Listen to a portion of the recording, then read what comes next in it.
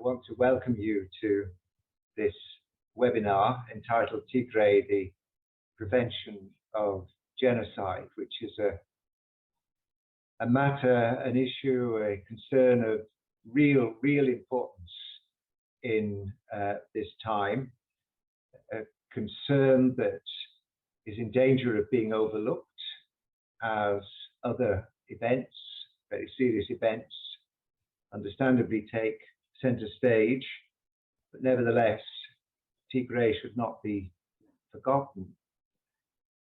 I welcome you on behalf, first of all, of Union Chapel.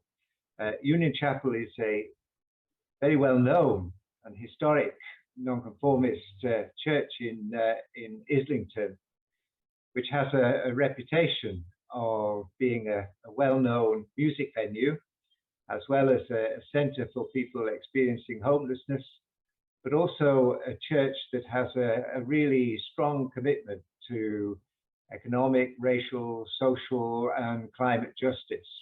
And we have a program of work on those issues and concerns from the perspective of our faith. But tonight, really responding to requests from people within the Eritrean and Tigrayan community with whom we're in contact to keep this issue alive. And we're very grateful that so many people have indicated their interest. We are recording this session so that it will be available to people. It'll be on our website and will be available for people to share. And I also want to thank IPPIS for the timeline briefing which they prepared for us. I sent it out, I think, to most people, but maybe one or two late people registering may not have got it. So I put the link there in the chat, so you can download that timeline briefing. But I want to welcome our two speakers this evening, both of whom have got a considerable level of expertise in the subject of our webinar, and also are people with deep commitments to the people of Ethiopia, Tigray, Eritrea, and have demonstrated this over many years of dedicated work. So we thank them both for coming. Dr. Sarah Vaughan is a social scientist who has worked in Ethiopia and the Horn of Africa. She is an academic and somebody who has been, as I said, personally very much involved in the humanitarian and engagement with the people of Ethiopia and Tigray. And Lord David Alton is well known as both a former MP and a member of the House of Lords, serving on the International Relations and Defence Select Committee. But I think all of us who've been engaged in human rights work over a long period of time have known of Lord Alton and the concern that he has for many parts of the world, where I'm sure many of our audience tonight are also concerned. So I don't want to say any more. The webinar really aims to provide some up-to-date information, because information is not always as readily available as we would like, but also to look at perhaps what underlies the conflict, and at the same time see what can be done on a political and on a humanitarian level to relieve the situation as best we can. So without any further ado, I'd like to first of all introduce Dr. Sarah Vaughan to you and ask her to talk to us for a little while, and then I'll ask Lord Alton, and then we'll have opportunities for questions. Okay, I see that there is an issue around video for the attendees. Perhaps Sarah Vaughan, if you begin, I will have a look and see if there's anything I can do about that. Thank you. Very good. I will do, Vaughan. I hope that you can see me as well as hear me, but at least hear me. And so as not to lose time, I'll start. I just wanted to talk for a few minutes about the human rights situation and the humanitarian situation where we are now after this terrible period of the last few years of war in Tigray. So I wanted to mention at the beginning that the war in Tigray is only one. It's the worst and the most prominent, but it's only one of the strands of terrible violence in what has become a really multiple and devastating pattern of conflict and violence across Ethiopia, as the political, economic, and humanitarian situation now spins into newly awful territory on an almost daily basis.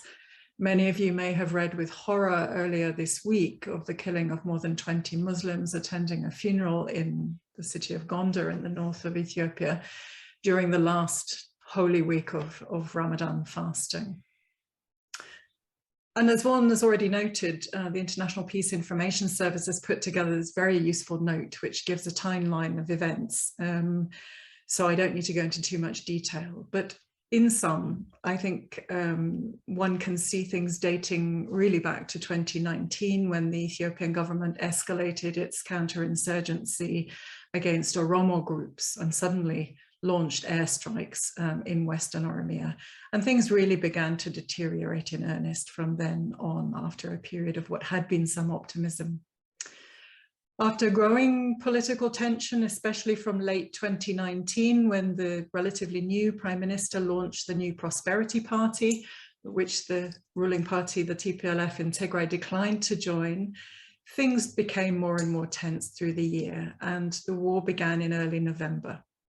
As you know, it pitted the regional government in Tigray, led by the TPLF, against the federal government of Ethiopia and its allies, and these included the government of Eritrea, some Somali forces, and the militias or special forces of several of Ethiopia's other regions, notably neighboring Amhara.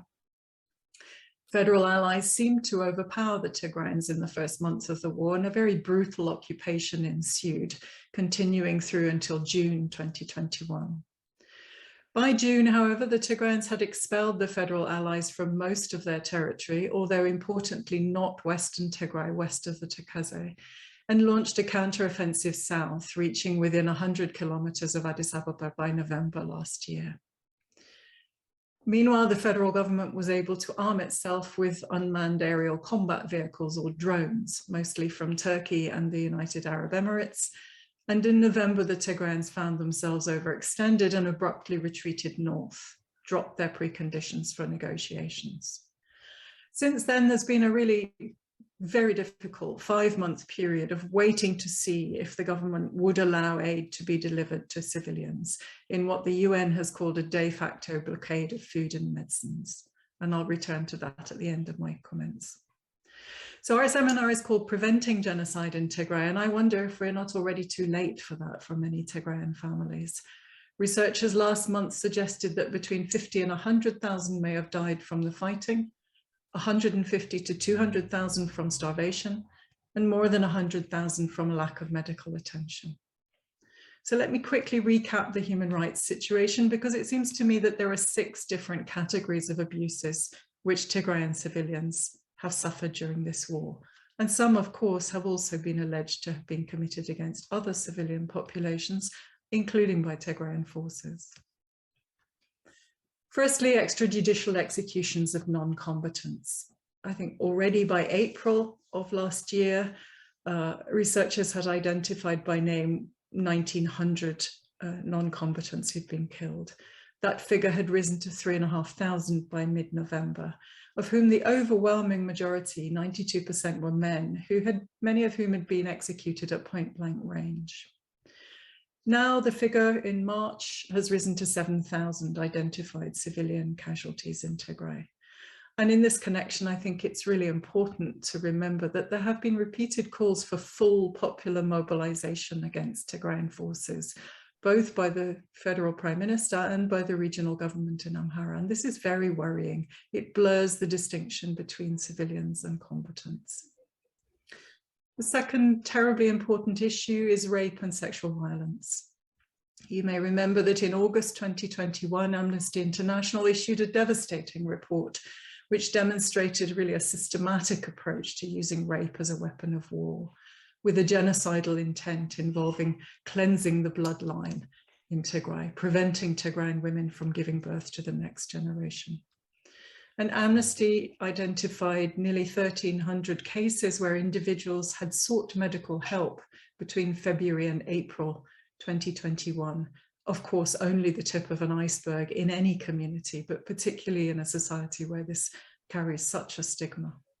And now Tigray is dealing with devastating problems of physical and psychological damage and children born of rape. Third is the issue of ethnic cleansing and the internal displacement of civilians, particularly from those areas of Western Tigray, Kafta Humara, Walkait, Zagade, and Zelemti, many of which remain under Amhara and Eritrean control as we speak. 60,000 Tigrayans crossed the border into Sudan at the beginning of the war in the first few days, but the Sudanese closed the border on them. Others sought to move into central Tigray, and those IDPs are amongst the most destitute, now trapped in Tigray. Still others are still detained in centers in Western Tigray, and you may remember in July and the beginning of August last year, the scores of tortured bodies which floated into Sudan down the river Setit. Fourthly, there's been devastating indiscriminate aerial bombardment, especially through the use of drones, and especially during the period at the end of last year, end of 2021 and beginning of 2022, after the Tigrayans withdrew north. Hundreds of civilians killed in this period. Fifthly, extrajudicial detention of Tigrayan origin citizens, some killed, much extortion in other parts of Ethiopia. This began early in the first days of the war, when Tigrayan origin passport holders, for instance, were blocked from traveling from Addis Ababa's Bole airport. Tigrayan soldiers were detained and interned, and you may have seen in recent days, more than 500 peacekeepers sought asylum in Sudan, where they had been keeping the peace rather than returning to Ethiopia. Wealthy Tigrayans have been targeted for detention and subject to extortion in what one commentator called a massive financial shakedown. As the war reached a peak in November, mass arrests took place, including some of my most eminent academic colleagues from Addis Ababa University. And finally, and perhaps of most concern to us now, is the deliberate starvation of civilians and the destruction of the means of their livelihood.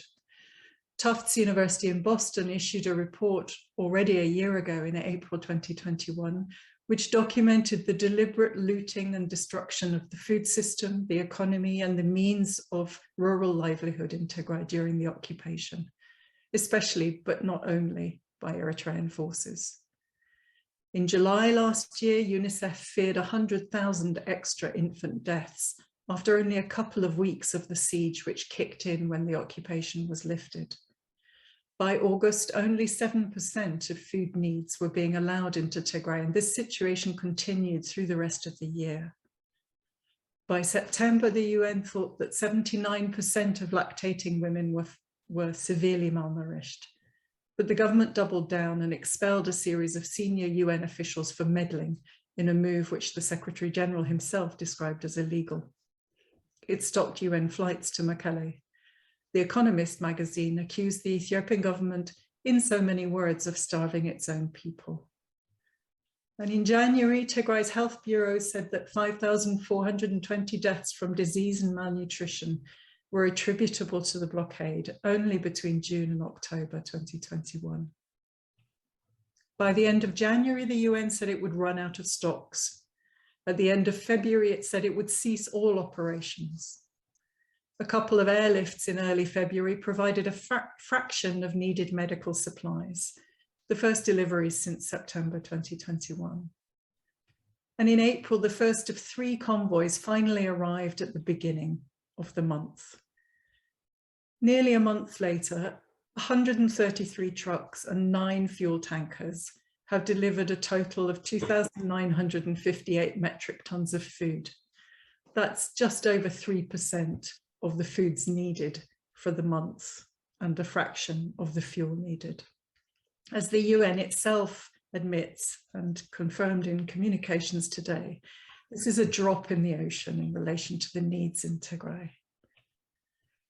Researchers in Ghent University summarized the needs for April, saying that 90,000 metric tons of food were needed, 30,000 metric tons of nutrition supplies, vast quantities of vitamin A supplements, medical supplies, fertilizer.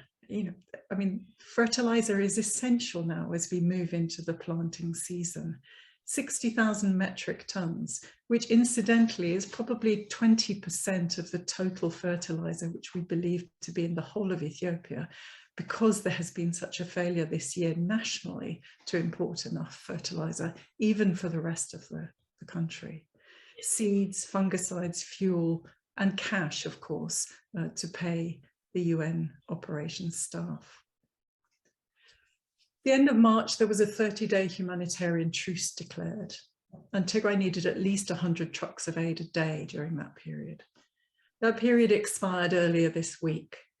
So as we speak, we don't now know whether it can be extended or whether there will be a return to full-scale war. But the delivery of these truly pitiful amounts of aid cannot be the basis for a sustainable peace process. I have to say, to me, this looks like playing politics whilst people starve. Many observers, myself included, think that the only reason that the government in Addis Ababa has even begun to talk about a cessation of hostilities and peace is because it is now under so much economic pressure. Inflation has been high. The national reserves dropped from $2.3 billion in 2017 to a reported $1.6 billion at the end of last year, less than 6 weeks' needs. But instead of moving for negotiations, in the meantime, the federal government has taken advantage of a truce with the Tigrayans to launch a new offensive in Oromia. So much for an improvement in the situation. Let me conclude my remarks by commenting on the wider picture. I've worked in Ethiopia since the late 1980s, and I've often briefed diplomats, regularly comparing Ethiopia with the Netherlands. That usually wakes people up. Without a state organized to pump it out, much of that country would be underwater. And I think there's an analogy with Ethiopia. Without a state actively organized and committed to ensure food security, a significant number of Ethiopia's people will be under the waterline, unable to produce or to earn enough to feed themselves and their families for the full year. One of the great triumphs of the government after 1991 is that it built a robust architecture to protect Ethiopians from food insecurity, even as populations increased and as climate change began to bite. But the last few years have seen that architecture downgraded and dismantled. The latest EU fact sheet for humanitarian operations indicates that 4.5 million people are displaced in Ethiopia. 8 million are affected by drought. A total of 25 million people need humanitarian assistance in Ethiopia. More than 20 of them, emergency food, including 9 million across northern Ethiopia, the majority in Tigray, where over 90% of the population urgently need food aid. And of course, Ethiopia is still host to more than 840,000 refugees from neighboring states. This morning, USAID announced that they were calling down all of their strategic food reserve fund to try to deal with the situation of global hunger as food prices rise because of the war in Ukraine. This is a really catastrophic time to be thinking about anything other than feeding people. But from where I stand, all the signs are that the authorities may still be focused on a military strategy rather than a political solution. On that note, let me leave you. Thank you very much. Thank you. I think we might need just a moment to allow all of that to sink in, because the the statistics and the numbers that you present are so overwhelmingly concerning is the wrong word. I mean, they're just so overwhelmingly devastating just to hear and to try and imagine and know. And there is a comment in the question and answer which just says that the title "Preventive Genocide" put me off attending this webinar, and I think Dr. Vaughan has quite clearly said that this is a genocide which is underway, and apologies if the title wasn't really didn't capture what we intended. But Anna says we heard of massacres from our own family and friends in November in 2020. So it's been a long time coming. So thank you for that comment, and thank you, Dr. Vaughan, for really enabling us to get a strong picture, a clear picture of what is going on. It was really quite excellent. Thank you. I now hand over to Lord David Alton. Perhaps you can begin to move us forward in terms of what is possible in terms of human rights activism at the moment and political activity. Lord Alton. Thank you very much, Vaughan. Let me start by thanking you, though, for organising this webinar. I think it's very important, and Union Chapel is very well known in many places around the world for the work that it's done over such a long time. But by providing this platform tonight, not just for the participants this evening, but by providing the transcripts subsequently, perhaps the story of Tigray will be on more agendas than it currently is. We've just been given a stunning overview by Dr. Sarah Vaughan, harrowing, in many ways deeply depressing, because where Dr. Vaughan finished mentioned Ukraine and the other challenges that there are in the world, the truth is that our bandwidth in political life is so narrow, and our preoccupations are often so peripheral and trivial by comparison with the horrors that people are experiencing in so many places. But Ukraine certainly is one of those things that has been dominating the agenda, and it's almost as though we can't deal with more than one tragedy at any one time. And Tigray must not be forgotten. It's terribly important that we keep on pressurizing our government ministers, in this case Vicky Ford, who's the Africa Minister, the Secretary of State for Foreign and Commonwealth Affairs, Elizabeth Truss, but members of Parliament as well. All those MPs representing people who are on the call this evening should be contacted and asked about the sorts of things that Dr. Vaughan has been describing to us, one or two of which I'll come back to in my own remarks. You asked me if I would look at the kind of activism that can ring the alarm bells when it is thought that maybe a genocide is developing or might be underway, and what the political classes could perhaps try to do about that. My starting point, if I can, would be to talk about 1915 and the Armenian genocide. 1.3 million people were battered when the world looked away. Notoriously, Adolf Hitler would go on to say in the 1920s, "Who now remembers the Armenians?" It almost became a green light for the final solution, the Holocaust, or the horrors that then followed. One person who studied what had happened to the Armenians, but also to the Assyrians and others in Iraq, was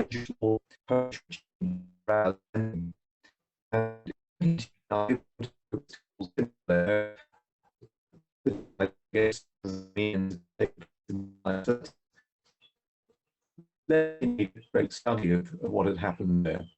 He knew that there was a word that was needed to describe the atrocities, because they weren't just any kind of ordinary crime. And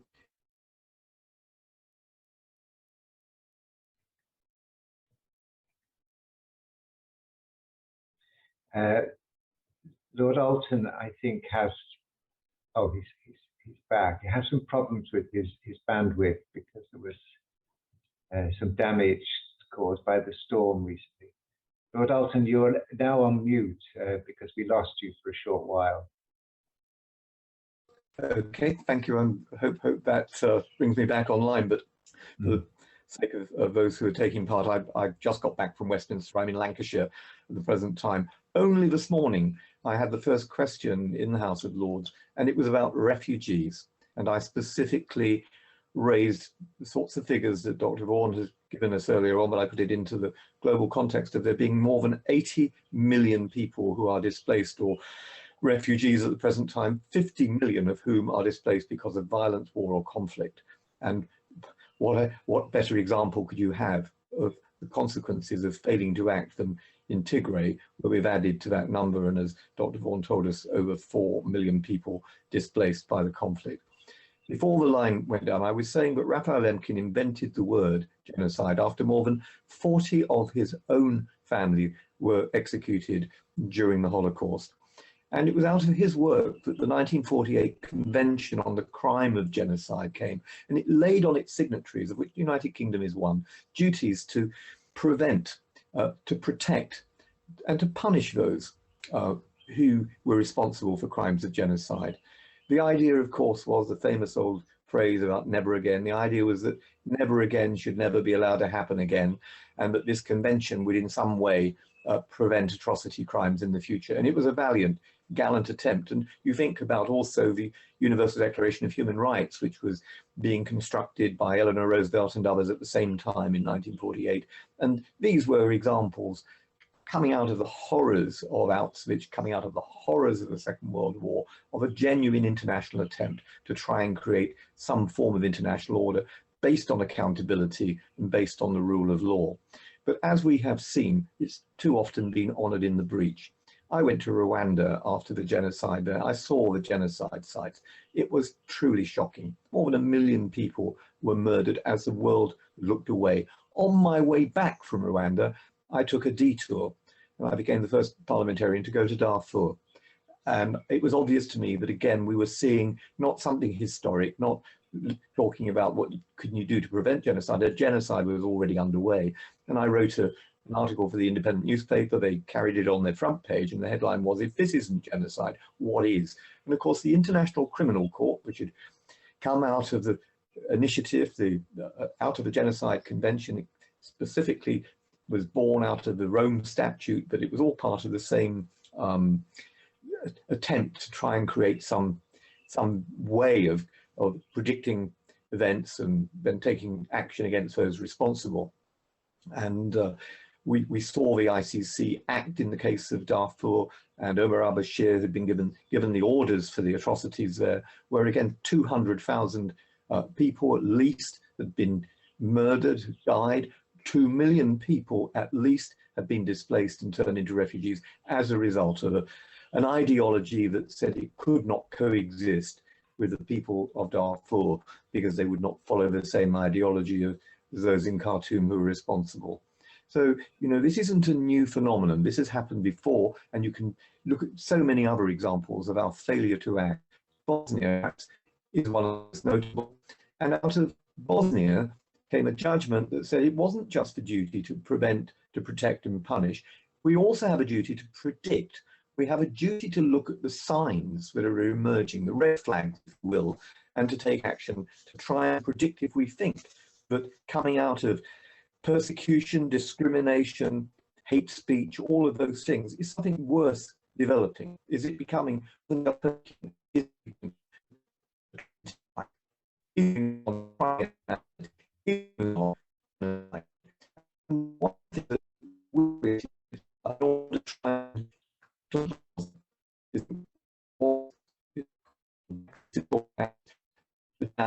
of conflict and stability, and the Foreign Office, the Foreign Commonwealth Office, has a duty when reports start to emerge, as they have been doing in the world since November 2020, to put that into action. To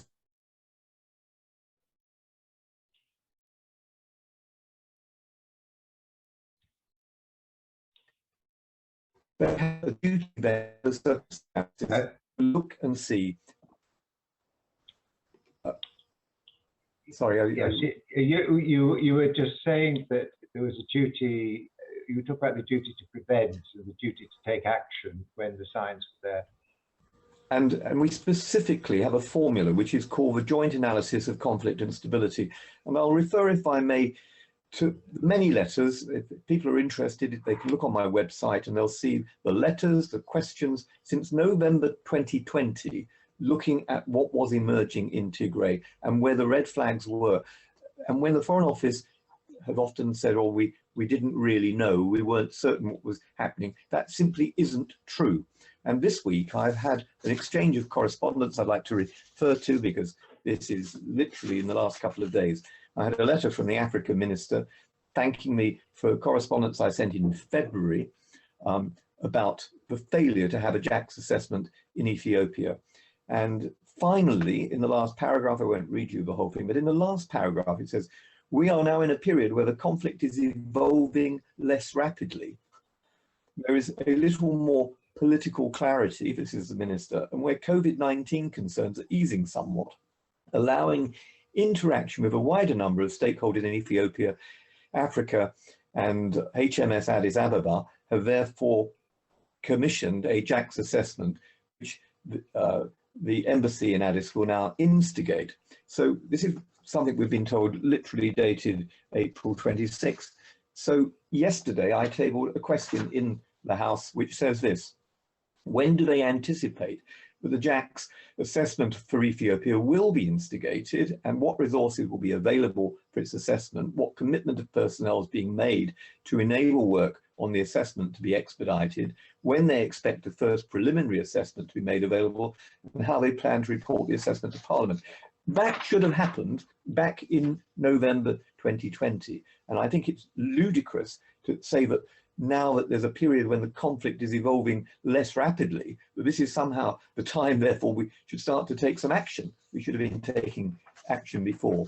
In another letter on the same day, just the 26th of April, responding to a letter that I wrote to Lord Goldsmith, the Foreign Office Minister, in March about emerging signs of genocide, I have a reply here where I believe you know very well our position on genocide, says the government. I can assure you that we will remain engaged in the Horn of Africa on efforts to resolve the ongoing conflict and for accountability for those who have committed heinous acts, but also on the impact of emerging drought in the region. This letter was about genocide, and the classic response I get from the government in all the situations I've raised the situation of the Uyghurs, for instance, I've raised the situation of the Rohingya, and the response is, only a court of law can determine these things, knowing that the International Criminal Court cannot be involved unless the Security Council enables it to be involved, and always either Russia or China is going to veto it because they are in cahoots with the government of Ethiopia. So it isn't going to happen in that way. And there is no domestic court in Britain which is empowered to carry out such an analysis of whether a genocide is underway or not, which is why I moved amendments and introduced a private member's bill over the last 12 months in order to change the way in which genocide determination is made. And I can tell you that's an issue I raised as recently as last month directly with the Prime Minister Boris Johnson and with Elizabeth Truss face to face. And I'm not going away on this issue. It's crucially important that we in the United Kingdom don't wait for anybody else, that we create a mechanism that enables us, when we start to see red flags, to act properly and to use the word that Raphael Lemkin gave us. It's the crime above all crimes. Now, if I may, I'll try to just cut to the chase by saying that although we didn't carry out a joint analysis of conflict and stability, there was plenty of other evidence already available. For example, in March 2021, the United States Secretary of State, Antony Blinken, indicated that ethnic cleansing was occurring in Western Tigray. Indeed, in July 2021, Ethiopia was featured in the 2021 report to Congress pursuant to Section 5 of the Elie Wiesel Genocide and Atrocities Prevention Act of 2018. That report, which is in the public domain, highlights countries of concern and whole of government efforts undertaken by the Atrocity Early Warning Task Force in the United States to prevent and respond to atrocities from July 2020 to May 2021, when we said that it wasn't possible for us to do this. The report identified the concerns and listed steps taken in response, among others, restricting visas for government officials, introducing new defence trade controls. Also, in early November 2021, the United Nations and Ethiopian Human Rights Commission released a joint report finding that there were reasonable grounds to believe that all sides had committed crimes against humanity and war crimes. Also, in December 2021, the US Holocaust Memorial Museum found that, and I quote, Ethiopian civilians face a dire risk of mass atrocities in the country's civil war, now more than a year old, as it intensified. From the start of the conflict in Tigray, there have been reports of the intentional targeting of civilians, the point that Dr. Vaughan was making, often along ethnic lines. And that, of course, is one of the criteria that determine the genocide is actually underway, as is the prevention of births, a point which Dr. Vaughan mentioned. Despite the difficulties, said the Holocaust Memorial Museum, of obtaining verifiable information, credible reports document multiple parties committing mass atrocity crimes. Now, of course, as we heard, the situation began to change after March 22, when the federal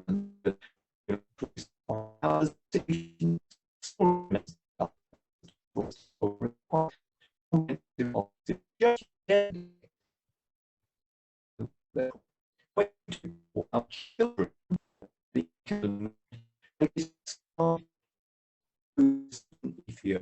Among them was a 15-year-old called Isa Mohammed, who was collecting water near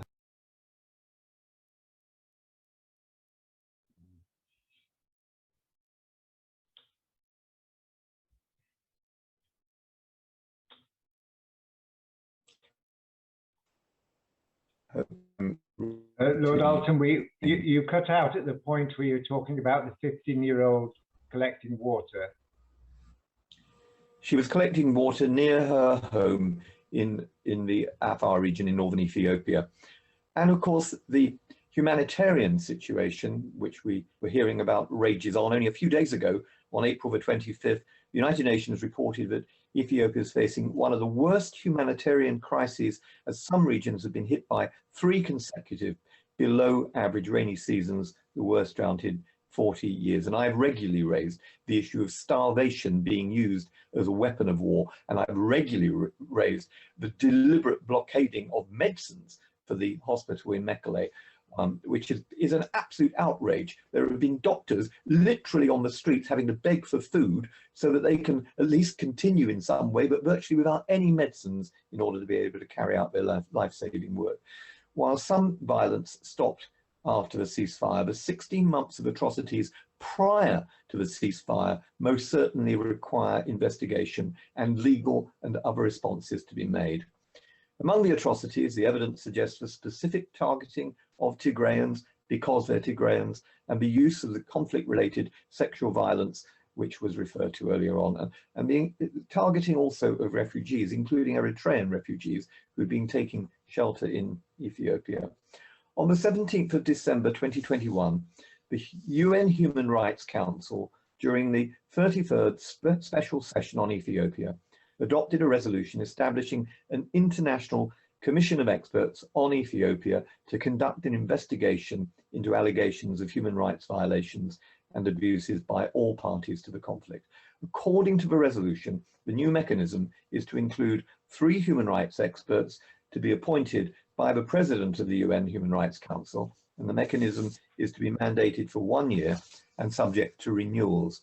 The new mechanism is to conduct, and I quote, a thorough and impartial investigation into allegations of violations and abuses of international human rights law and violations of international humanitarian law and international refugee law in Ethiopia committed since the 3rd of November 2020 by all parties in the conflict.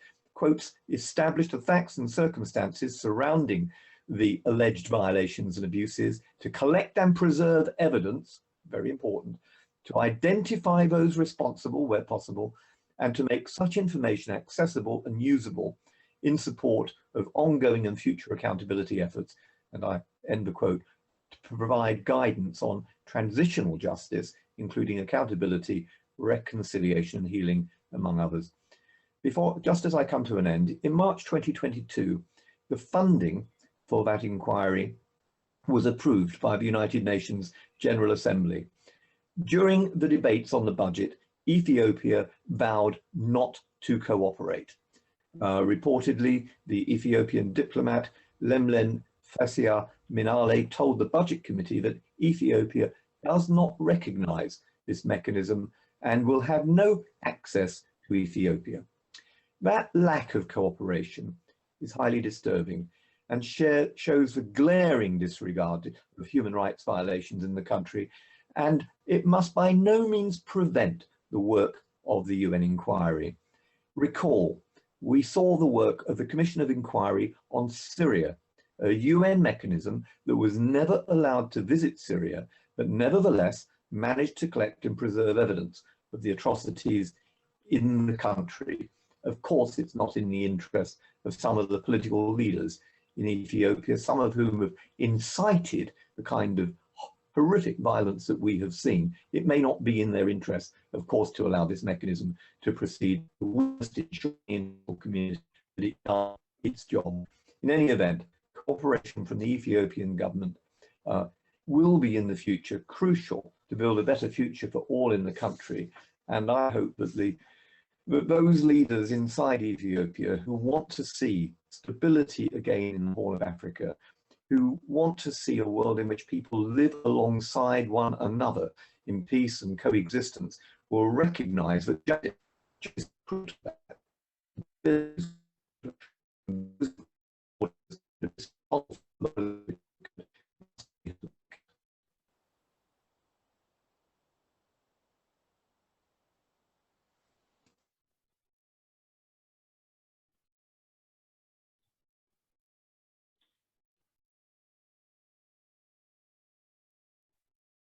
just let's wait a moment just to see. Oh, if Lord Alton returns, yes.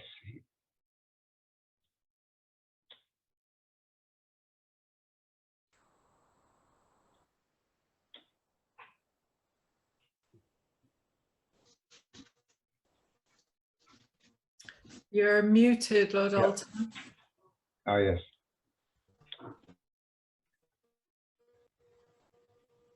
Now, I've completed my remarks, Vaughan. Oh, good. Thank you. Thank you very much. I think we got probably about 95% of that. So it was extremely helpful. Gave us a very clear understanding of where we are in the whole legal process. I mean, it's a very strange process of categorizing genocide purely in legal terms. But there is a comment before we go into the questions that are beginning to come in. There is a comment in the chat which I think relates to what you were saying, and maybe Dr. Vaughan would want to comment on this as well. It's simply saying that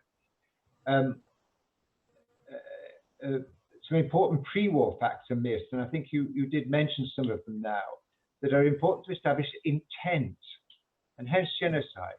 And whereas the PM classified Tigrayans as daytime hyenas, cancer cells that need to be eradicated, and blaming all that is wrong in Tigrayans, does that show intent, which is important in the categorization of genocide? And perhaps both of you would like to comment on that. Yeah, it's a good question, because you do have to demonstrate intent. Sir Geoffrey Nice QC, who of course prosecuted Milosevic, so he one of this country's leading lawyers, he's Queen's Counsel, he chaired a tribunal last year into what has been happening in Xinjiang to the Uyghurs.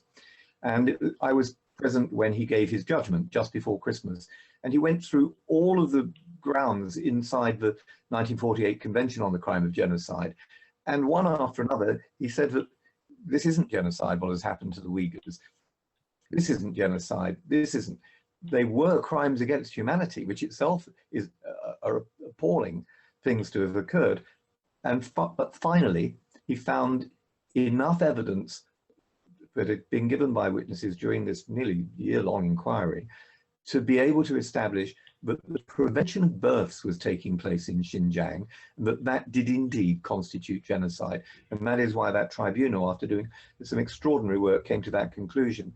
And I guess if one wanted to see something come out of the event you've been hosting this evening, it might be a call for something like that People's Tribunal, something like that tribunal to be established, which could run in parallel with what has been a very stop-start kind of mechanism. But finally, we've seen the UN start to do something. I think we should welcome that. And also the role the United Kingdom has played in helping to bring that about. But we shouldn't overuse the word genocide if it isn't genocide that is taking place. I mean, I've been very wary of what I've heard President Biden and others saying about Ukraine. Some wicked, terrible things are happening. There's most certainly war crimes. There's most certainly, I think, crimes against humanity when you see what's happened in Bucha and places like that. Whether you can say this is genocide in the technical sense is another thing altogether.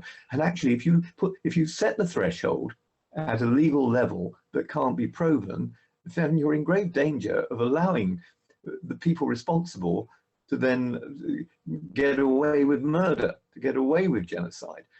So call things what they are in a legally acceptable way, a way that is provable.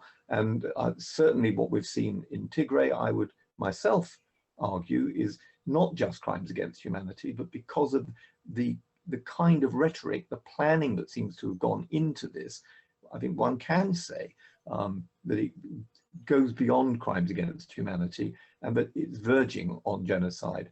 But I think it needs a proper tribunal to do this. And if it can't be done through the International Criminal Court, which was set up to try and establish such acts, then there are other ways to do it. An independent tribunal, not the kind I just described led by Sir Geoffrey Nice, but something more akin to what happened at Nuremberg, which was set up by nations that wanted to see the rule of law used in order to try those responsible for the Holocaust.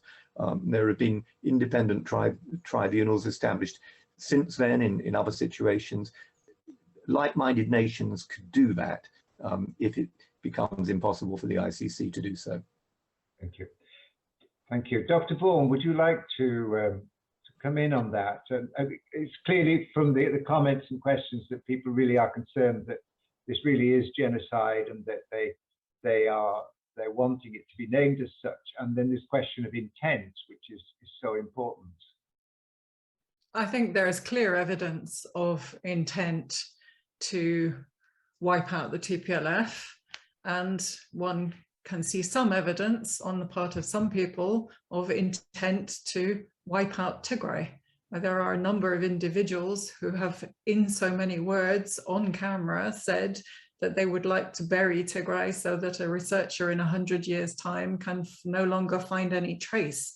This is pretty clear prima facie evidence, I would have thought. I'm not a lawyer, but the one other thing I would say is that I think that there are particular issues of intent which can be attributed to the president of Eritrea. I think has made some very clear statements of his intentions vis-a-vis Tigray. One thing I would say though, and I worked for the Office of the Special Prosecutor in Ethiopia during the 1990s, which brought charges against members of the Derg regime, is that under Ethiopian law, genocide has a rather wider application than it does under international law. The attempt to wipe out a political organization also constitutes genocide. So the attempt to eradicate the TPLF and its membership is under Ethiopian law already genocidal. But I think I would tend to agree with Lord Alton. Genocide is a high bar. One shouldn't get too fixed on whether or not it's been met. But in my view, there's certainly more evidence that it may have been met in the Tigray case than I would have seen. I'm not a specialist so far in the Ukraine case. So it's extremely distressing, very frustrating for those of us who, many of those listening tonight who may have family members also involved in these conflicts, who are focused on Ethiopia and the Horn, to see this double standard. I think it's really very difficult to see this language thrown around quite quickly in other contexts and not treated seriously in this context. But the one thing I would say, I think this is evidence which is not going to go away. In Darfur, we've recently seen in the last couple of weeks, hearings, they took 17 years to come, but they have come. And there will come a time when these crimes are prosecuted in court. And I think Ethiopia's leaders and political decision makers would do well to remember that false narratives and propaganda can only take you so far. Eventually, this will need to be resolved politically. This is a political dispute. It should never have been allowed to have become a war. One day it will be resolved, and then there will be a need for justice. And I hope very much, however long it takes, that these crimes will be brought before a court, whether that can happen with an independent tribunal or in a domestic context in Ethiopia or in some other framework yet to be seen.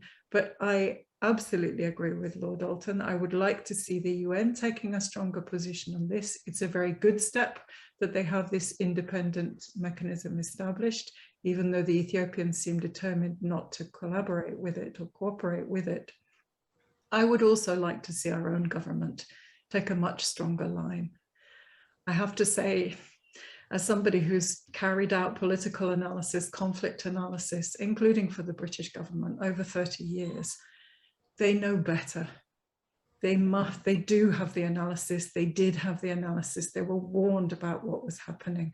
We want tougher words, stronger action from the British government. We want leadership.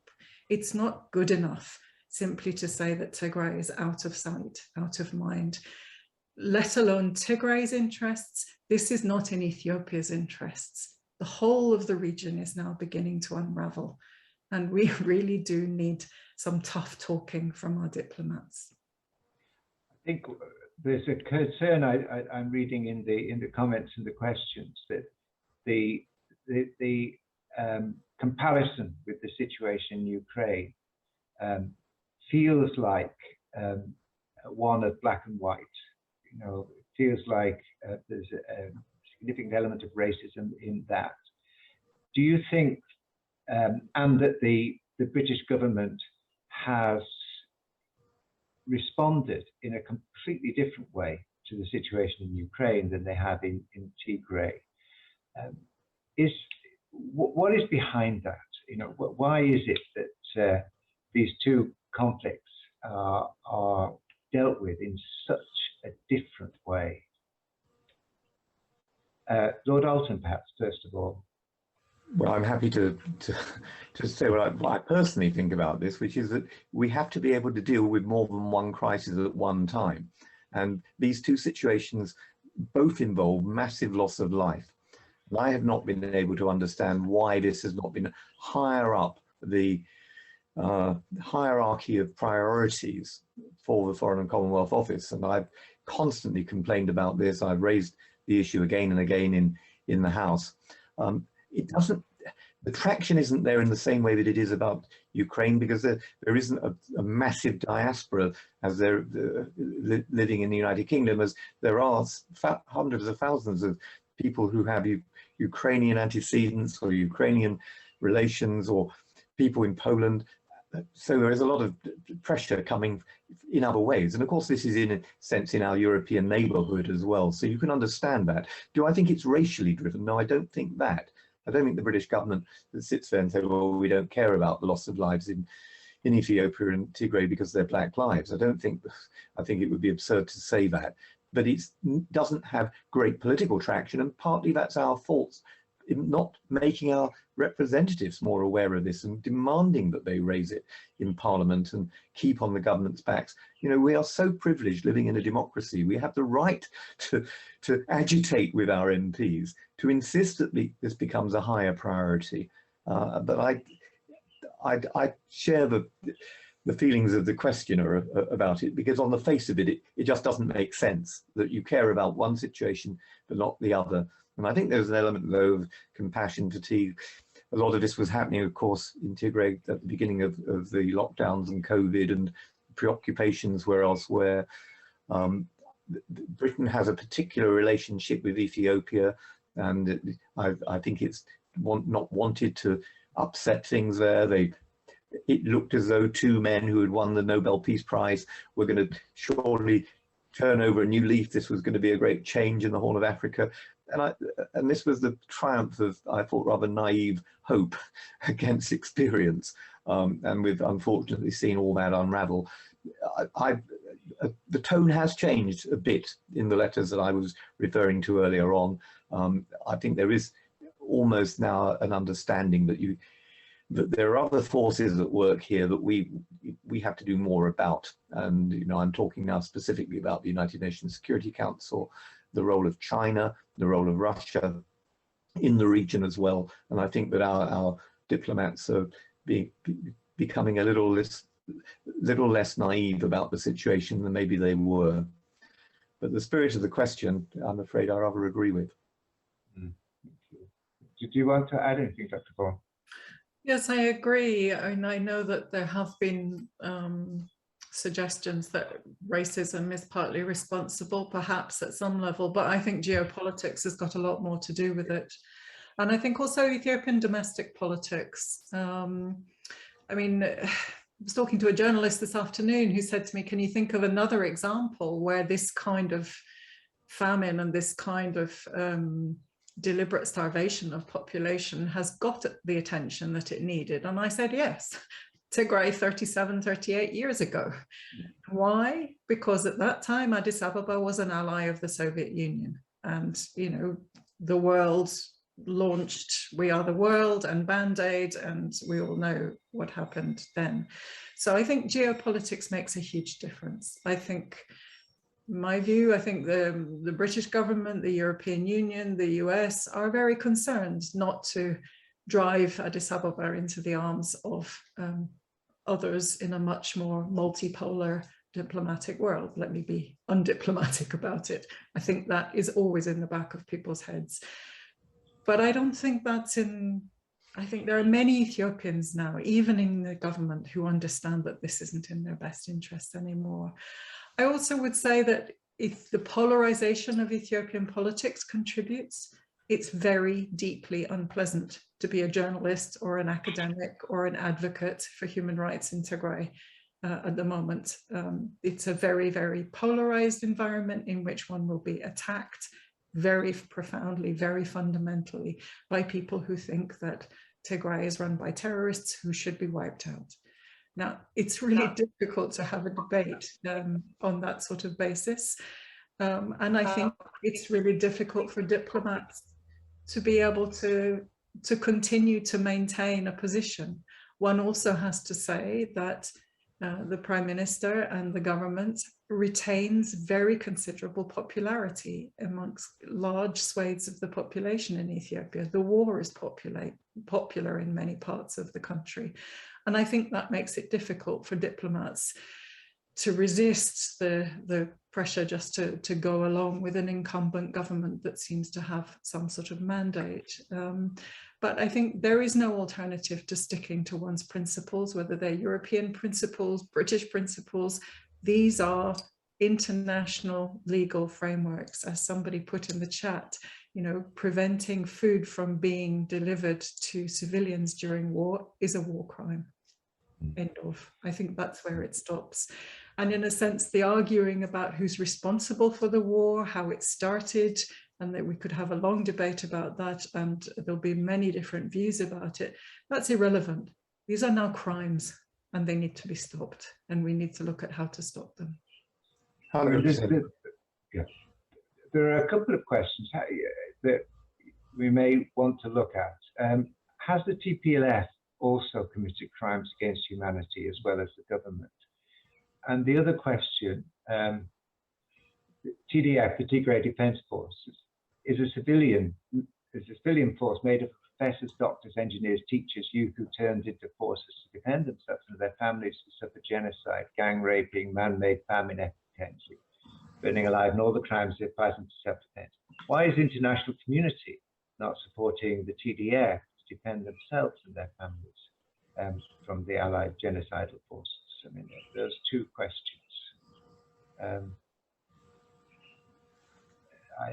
Dr. Vaughan, would you like to begin? Sure. I mean, I think there are many people in Ethiopia who believe that the West is supporting the Tigrayans. This is simply not true. There's no evidence that there's material support going to the government of Tigray or the TDF from any Western source, but it's a very strong narrative which is being put about by the Ethiopian government. I think it's clear why they're not supporting the TDF, and it would be a breach of sovereignty. Now, sovereignty was breached in Ethiopia in the 1980s in order to feed people who couldn't be reached through the government side. But now in Tigray, it's impossible in logistical terms even to contemplate that, and the technology, the whole situation is entirely different. There is no prospect of a delivery of aid to civilian populations in Tigray without the cooperation and the approval of the government. So, you know, there is no support going in militarily or humanitarian, which the government doesn't approve. Whether or not the TDF or Tigrayan forces have been responsible for human rights abuses, there are certainly some credible reports which have been put forward by Human Rights Watch and Amnesty International. And this is why it is so important that there is an independent investigation of these allegations. We don't know, because nobody has been in independently and found out. But yes, there are allegations. Yes, they are very serious. And yes, they must be investigated. I agree with that. The most important thing is the collecting of the evidence so that it can be preserved and we can then come to decisions about who was responsible for atrocities. And if people in the TPLF have been involved in carrying out crimes against humanity, they too should be held to account for this. I mean, there's no argument about this. Anybody who carries out crimes against humanity, whoever they are, has got to be held to account for it. I agree with what Dr. Vaughan was saying about the TPF. There's no conspiracy here of people in Western governments saying, oh, let's try and destroy Ethiopia, let's try and create some new sort of state that we can be a friend of the West against the others. This is absurd. I don't know anyone arguing for that kind of proposition, certainly not in the United Kingdom. No resources go into that sort of proposition. What most of us want to see is a federal structure where people can learn to live together, where they have the kind of autonomy that we enjoy in so many of our own societies, where you celebrate difference. It was our former chief rabbi, Dr. Jonathan Sachs, two of his books, one of them, both of which I recommend.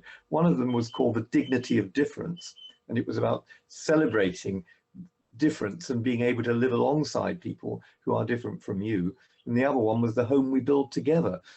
We seem to have lost the art of doing either of those things. So that's where I would be putting resources, priority, and yes, holding to account anybody who's responsible for crimes against humanity. But overwhelmingly, I think we know who the allegations have been made against, who is resisting any kind of inquiry taking place, who doesn't want the resources to go into that inquiry, and you can make up your own mind then about where you think the burden lies and who has been responsible for the worst of the atrocities that have been committed and the overwhelming number of atrocities that have been committed. But in the end, that is something that independent judicial figures have got to come to a conclusion about on the basis of evidence collected.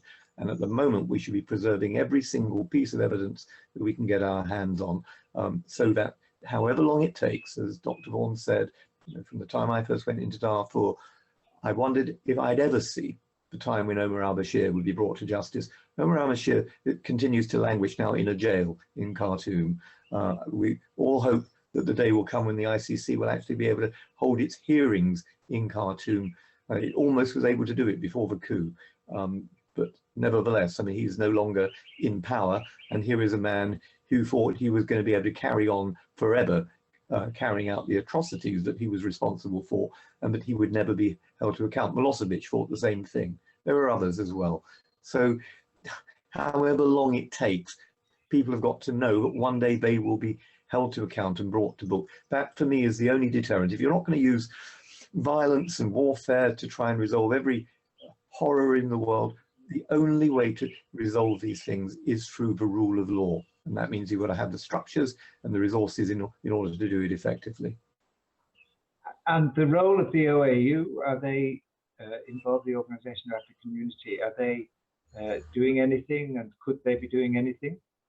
The OAU could be doing more, and the African Union could do more. Yeah. But the resources are somewhat lacking, frankly, for them. We've reduced our aid programs, and I've passionately opposed the reduction from 0.7% to 0.5%. Look, man and boy, I supported Resolution 2626. One of the first speeches I ever made was in my student union in 1970. Resolution 2626 was the UN resolution urging developing nations to find 0.7% of their gross domestic product in order to support developing nations. And the UK finally got round to doing it, incorporated it in law, and set the law to one side. So if we're going to preach the keeping of law to others, we should keep the law ourselves. And the sooner we get back to 0.7% and use money for the upholding of organizations that are involved in the administering of justice, the collecting of evidence, the building of more just societies, using the money to support civil society groups, to encourage the upholding of the 30 articles in the Universal Declaration of Human Rights. That's where our resources, I think, more of our resources should be going.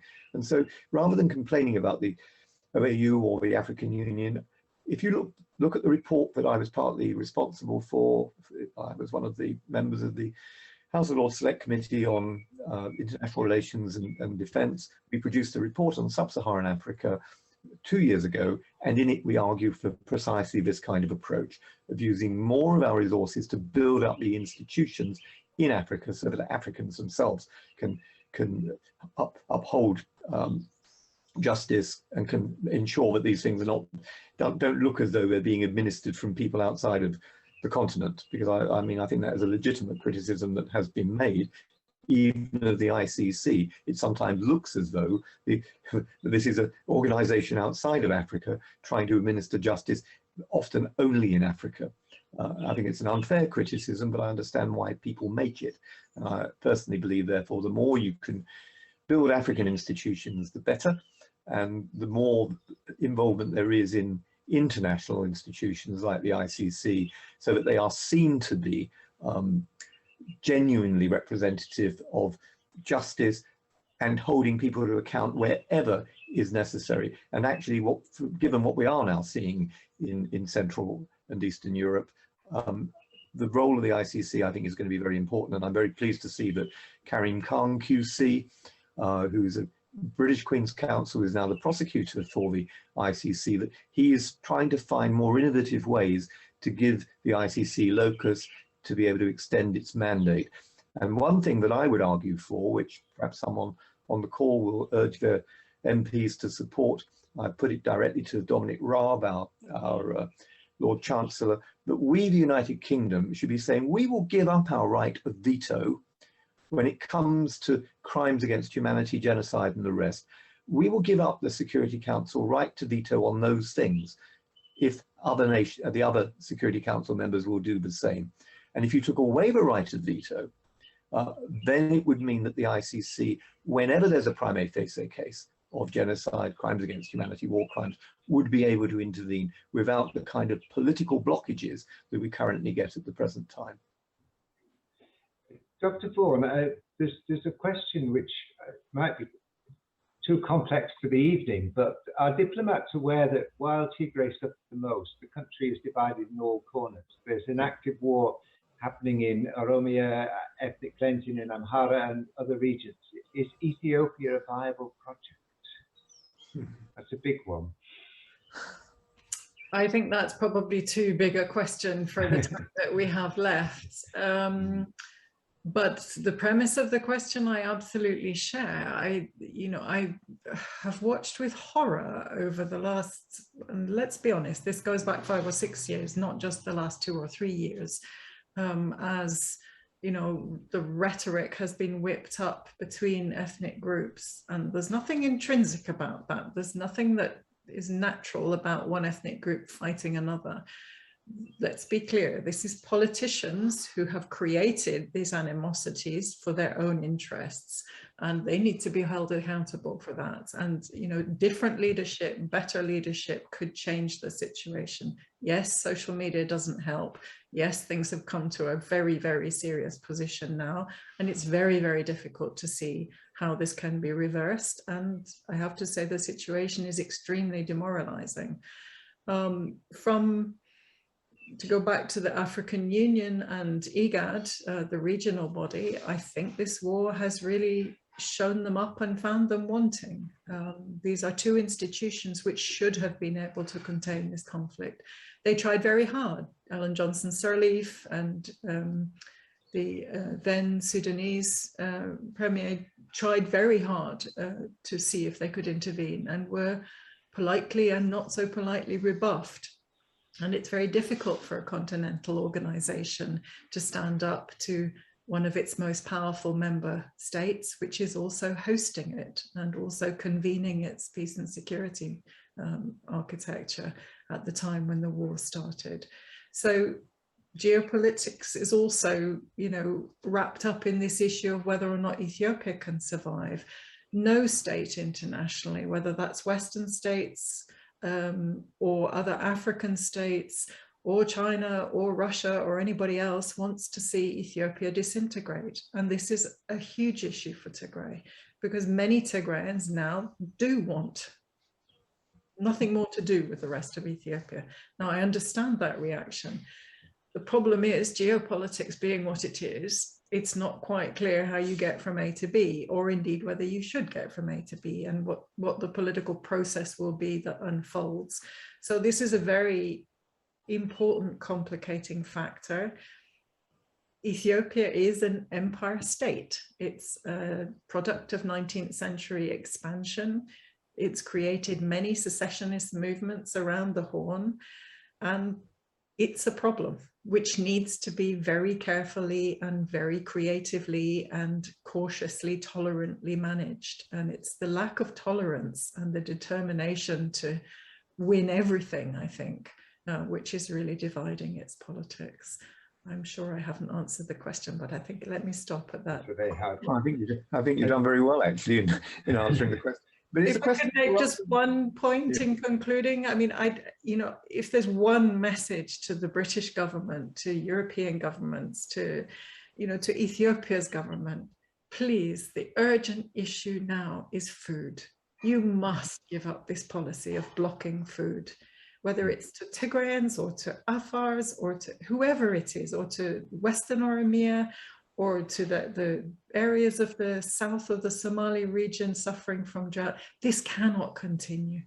This is intolerable. It's unbearable. It must stop.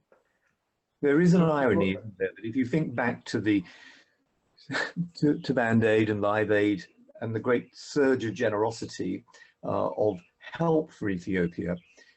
Margaret Thatcher was Prime Minister at the time. I was a young member of the House of Commons. And Margaret Thatcher, who I was never of her political persuasion, but I admired the way that she gave orders to the Royal Air Force to take food, and for the food to be, never mind the going into other people's airspace, the planes were told, go in, drop the food, and they did it. That has been able to happen this time. And that shows the kind of world that we are now living in, which I do myself worry about the growth of authoritarianism, the kind of ideologies that we're seeing around, being spawned around the world, and the imitations of those ideologies by other political leaders. So people, instead of moving towards a more collaborative form of internationalism, are developing their own narrow nationalistic agendas. How you resolve these things, I guess that's the kind of challenges that Dr. Vaughan has just been referring to. That then becomes the question, doesn't it? I mean, in the United Kingdom, we have to decide, how do we resolve the differences that we have even within the United Kingdom. It's the Nicola Sturgeon question, if you will. It's the relationship between Britain and Ireland. And ironically, you know, I'm someone who holds 2 passports. Why? Because my late mother's first language was Irish. I was brought up on stories of famine. Those came from the 19th century, but no one had forgotten that the British helped to starve people in Ireland, and the hatred that that then led to for really until the time of the Good Friday Agreement, and a genuine peace process and reconciliation and some kind of attempt at political reconciliation and structures that respected minorities as well as majorities. Until that happened, it looked as though we were going to be back in another civil war at times during the Troubles in Northern Ireland. So we should remind our friends also in Ethiopia that we too have experienced some of these things, and we've had to try and find ways forward. I think one of the greatest casualties in the last 20 years, and Trumpism was part of this, was the United Nations itself. But I would also blame China, for Chinese Communist Party to be more precise, for the way that it subverted many of the organizations inside the United Nations. The WHO is one very obvious example, but the Security Council itself is another. To have China sitting on the United Nations Human Rights Council, when you think that probably every single one of the 30 articles in the Universal Declaration of Human Rights is violated in some way or another by the CCP. You think of Xinjiang, you think of Tibet, you think of Hong Kong, you think of what's happening with the threats to Taiwan, and so on. And you can see that this isn't about internationalism any longer. This is about the subversion of that wonderful institution. Dag Hammarskjöld was probably the finest of its general secretaries. He died, of course, tragically in Africa. But it was Dag Hammarskjöld who once said, the United Nations wasn't created in order to stop, in order to send people to paradise, that it was created to stop people being sent to hell. And it's failing to do that now. It's failed the people of Tigray. So if we're going to talk about everybody else failing, let's admit that the United Nations has failed in this sense too. If in the long term, there are groups that want to have secession, they want independence, they want some degree of autonomy, that should be worked out inside the existing structures. That is what national sovereignty has to mean. But the UN itself should have a role in organizing plebiscites, in referenda, in helping genuine self-determination to occur. And that is true in a place like Crimea as much as it's true in Tigray. So we have to find better ways of doing things than we're doing at the moment. And I passionately believe that means rebuilding international institutions, whether that's in Europe, whether it's in Africa, whether it's at the United Nations level. I think we're sort of reaching the point where we need to kind of draw things to a conclusion. There's one question that I think I wouldn't want to leave unanswered, which is what can the UK do that it's not doing for the thousands of Tigrayan women who've been victims of weaponized sexual violence? I think the bulk of the other questions are focused on the areas of humanitarian aid, the ineffectiveness of the UK government's response. And I think there's just one issue, if I'm getting it right, because there's quite a lot of questions here, which is about the role of Eritrea in the conflict. And apologies for people who, if I haven't covered all the points, I mean, we haven't dealt question by question, but I think we've covered the ground for most of them. But those two areas, I think, three areas really are the areas that we might want to draw a conclusion with: the position of women, the role of Eritrea, and finally, what can we do about the inadequate response of the UK government? I don't mind, Dr. Vaughan, would you like to have a go at those? Let me say something about the issue of women and rape and sexual violence in particular. I think of all of the things which have happened and that we've all lived through over the last 18 months, this is perhaps the most distressing. And for more than one reason, from my point of view, it's not just what's been done to women and the silencing of that experience, which has been terribly distressing. And fair play to Amnesty for the report that they did produce already in August last year, and to the many small NGOs and women's groups of Tigrayans and with their diaspora supporters who are trying to mobilize resources and document what's been happening and make sure that that evidence is preserved. If there's one category of evidence that's so difficult to preserve, it's evidence of rape, of course. So in addition to what's happened, I think one of the most distressing things, and again, this is an appeal to other Ethiopians, there are women's groups across Ethiopia who have been silent, who have not spoken out. We've seen the Minister of Women and Children resign from the Ethiopian government, a Somali woman, and speak out about this because of this. I would like to hear other women across Ethiopia say, enough is enough. We can't tolerate this. This must stop. And there are, of course, allegations of rape of Amhara women by Tigrayan forces, which also need to be investigated. But we talk about women's groups and peace building and so on in some of the conversations I have with Ethiopia's donors. We need to be clear-sighted about this. There is a serious problem when it comes to this particular category of crimes.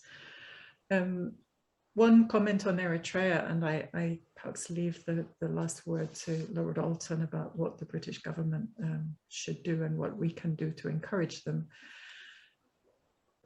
I do see the role of Eritrea as terribly problematic.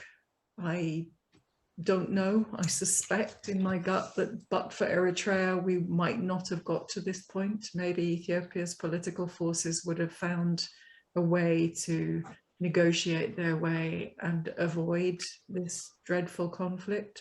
But I do think the presence of Eritrean forces and Eritrean interests increasingly entangled in Ethiopia, not only in Tigray, but in other parts of the country as well, is a clear spoiler, which makes the situation more complicated and more difficult to resolve. And I would like to see international mobilization around trying to do something more to resolve that particular issue. I'll start, if I may, by addressing the issue of violence against women. The minister that was referred to by Dr. Vaughan a few moments ago, the former Ethiopian women's minister who resigned in protest because of the failure to stand up for the women who are being raped and treated in the most appalling ways imaginable. She came to London just a few weeks ago, and I shared a platform with her at Westminster at a meeting organised by Sally Keeble, who's done a lot of work on Tigray, along with others. I mean, there are a lot of individuals who I really commend Martin Platt, people like that, who've worked very hard to try and keep this issue on the agenda. And it was wonderful that she was able to speak, and also a very, very good young woman who's a journalist and whose life is on the line now in Ethiopia, for having gone into Tigray and having taken accounts from women there and ensure that they were given a wider audience and hearing. It is, again, about evidence of the kind I was describing earlier on. This just has to be collected, but with great sensitivity as well. And help has to be given to the women who have undergone these obscenities.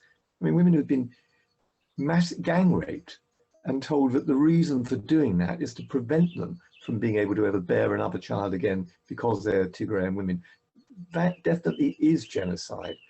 I was interested in the distinction Dr. Vaughan made earlier on between Ethiopian law, which I was unaware of, which has a category for political groups as groups that can be accorded the rights of the equivalent of the Genocide Convention. But in the Genocide Convention itself, for instance, political groups are not this is not one of the characteristics. The targeting of political groups is not a characteristic for genocide, but the prevention of births is. So I think that the evidence of these women could actually be the real game changer in terms of what we've been discussing this evening about where a genocide that is underway, we can show that this is the correct use of this word purely on the evidence of these extraordinary women, and many of whom, as I say, have been willing to speak about the appalling atrocities that have been committed against them. But also be aware, though, of the work of remarkable Congolese doctor who has worked with victims of sexual violence and rape and has done some amazing reconstructive work as well, physically, but of course emotionally as well. There's a huge amount that we need to be doing in those contexts and holding the men to account who have been responsible for these atrocities. The second point about Eritrea, as you said earlier on, Vaughan, I co-chair the all-party parliamentary group on Eritrea. I've had head-to-head meetings with the Eritrean officials in London. They don't like to hear what we have to say about Eritrea's role in Tigray, but I've spelt that out. We're only a small group of parliamentarians who have followed this issue, but we do at least have some standing because it is an all-party group and recognised as such. And my co-chair is Fiona Bruce, Member of Parliament, Conservative Member of Parliament for Congleton. And Fiona is also the Prime Minister's Special Envoy on freedom of religion or belief. And she is hoping at the summit that is going to be held in London in June, it's a ministerial on Article 18, that what has been happening in Tigray and the role that Eritrea has been playing will feature in the course of that summit. So there's an attempt to try and keep this on the radar, but I agree with what Dr. Vaughan said about the importance of the international community recognizing the nature of the Eritrean regime. It's not called the North Korea of Africa for nothing. I mean, the human rights violations in Eritrea are worth another seminar all by itself, another webinar of this kind. Those who managed to escape from Eritrea and have been in refugee camps, even before what happened in Tigray, I had a meeting with the Ethiopians to complain about the way in which Eritrea was beginning to abduct people from some of the refugee camps to take them back to Eritrea. And of course, under the cover of darkness, under the cover of war, they've been attacking the refugee camps and abducting people with the collusion of Ethiopian authorities and taking people back. This is in breach of the 1951 Convention on the Treatment of Refugees. This is the deliberate refoulement of people whose lives will be at risk when they are returned to their country of origin. So Ethiopia must be held to account for that as well. And who's going to do that? Well, this is the third bit of the question. It's the role of the United Kingdom government, Global Britain, as it now proudly calls itself. This is the role it can play. And I do believe that, you know, ministers like Lord Ahmed of Wimbledon, Tariq Ahmed, who is the minister responsible not just for human rights, but also for sexual violence as well. It's part of his mandate. He cares passionately about this, as did his predecessor, Baroness Ainley, Joyce Ainley. There are allies, Baroness Hellich, who personally saw what happened, comes from Bosnia. There are people who get this. William Hague, the former Foreign Secretary, has spoken and written about it on a number of occasions. We need to galvanize people like this, bring them together in an alliance to push Tigray back up the agenda. MPs themselves will listen to constituents. You know, I was a Liverpool Member of Parliament for a couple of decades. I listened to my constituents. They would come and see me. And when they cared about something, I became more aware of that issue because they wanted me to become more aware of it. So MPs are only really as good as the people who put them there. And, you know, we are so privileged living in a democracy of this kind. And I would just say to everybody on the call, at least get in touch with your local Member of Parliament and urge them to write to the Africa Minister, Vicky Ford, to write to the Secretary of State, Liz Truss, and say, when are you going to go and visit the region? When are you going to demand to be able to go in to Tigray? When is our United Nations Minister, who also happens to be Lord Ahmed of Wimbledon, another of his responsibilities, going to raise this issue again at the United Nations Human Rights Council, which Britain is a member of at the present time? The United Kingdom is a member of the Human Rights Council. So why aren't we raising this at every single meeting? It took Ireland, the Republic of Ireland, to, when it was briefly as one of the permanent members of the Security Council, it took Ireland to actually get Tigray put onto the agenda for consideration. Good for them. There are non-permanent members of the Security Council that we should be identifying and saying, will you become the champion if all these others, for the geopolitical reasons being described to us, are not interested in taking up the cudgels on behalf of the people of Tigray? Can we at least find smaller countries that are willing to do this? One small African country that was willing to help in the case of the Rohingya was able to bring to the international court what the Burmese military were doing to the Rohingya. You can find friends in unusual and surprising places. And again, I would say that maybe more thought needs to be given to how we can harness potential allies, people who haven't yet spoken out.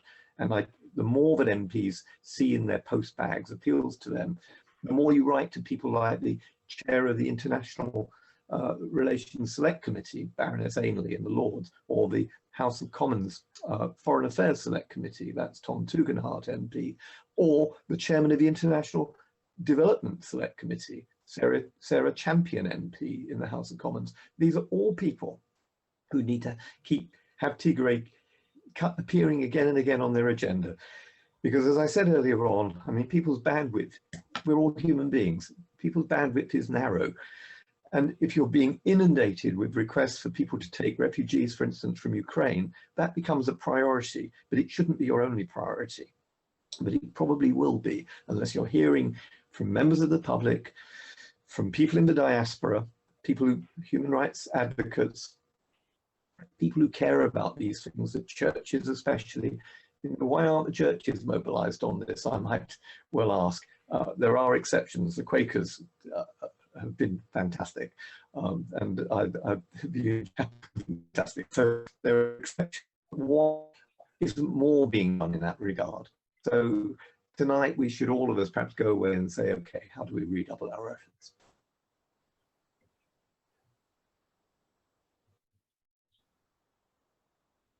I think Lord Alton finished there. We lost some bandwidth at that point. Thank you. I mean, normally when we have a webinar, after about an hour, I start to see the numbers of attendees dropping and dropping and dropping. But today they've stayed absolutely consistent throughout. I think this has been disturbing, challenging, thought-provoking, inspirational, and I think we must end the evening by thanking Dr. Vaughan, thanking Lord Alton. I hope he comes back so that he can hear this, but thanking Lord Alton and Dr. Vaughan so much for their very thoughtful and informative presentations, and for encouraging us to take action and do what we can. I think we should perhaps close the evening by just holding in mind the people we've been talking about, just holding in mind the situation in Eritrea, the people who are facing the horrors of starvation, of sexual violence, of killing, assassinations, imprisonments, and also hold in mind those people who are bravely collecting the data, people who are putting themselves at risk in order that we know what is happening, and that in the future, the people who are responsible will be held to account. So I feel I close on a rather somber note, but a very important one. And I do thank everybody who's been here today. Thank you all so much. Apologies to those who asked questions that we weren't able to cover them, but we covered a lot of the ground. And thank you again, and have a good evening.